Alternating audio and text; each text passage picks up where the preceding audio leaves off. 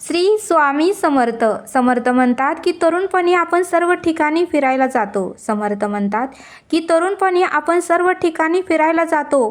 का तर म्हातारपणी आपल्याला प्रवास सहन होत नाही, म्हणून आपण तरुणपणीच प्रवास करतो, असं समर्थांनी आपल्याला ते सांगितलं.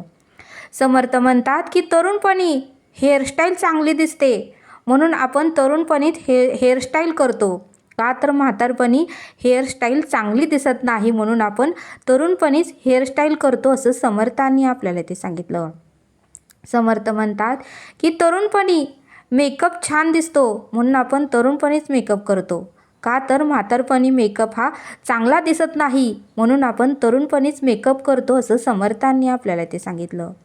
समर्थ म्हणतात की तरुणपणीच आपण फॅशनचे ड्रेस घालतो. समर्थ म्हणतात की तरुणपणीच आपण फॅशनचे ड्रेस घालतो. का तर म्हातारपणी आपल्याला फॅशनचे ड्रेस चांगले दिसत नाही, म्हणून.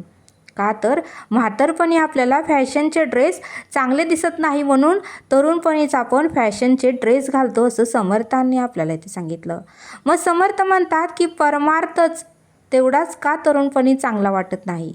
परमार्थ तेवढाच का तरुणपणी चांगला वाटत नाही, म्हातारपणीच कसा चांगला वाटतो, असं समर्थांनी आपल्याला ते सांगितलं.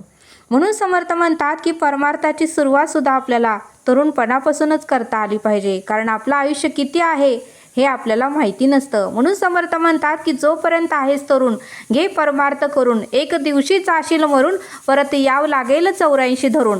श्री स्वामी समर्थ. जय जय स्वामी समर्थ.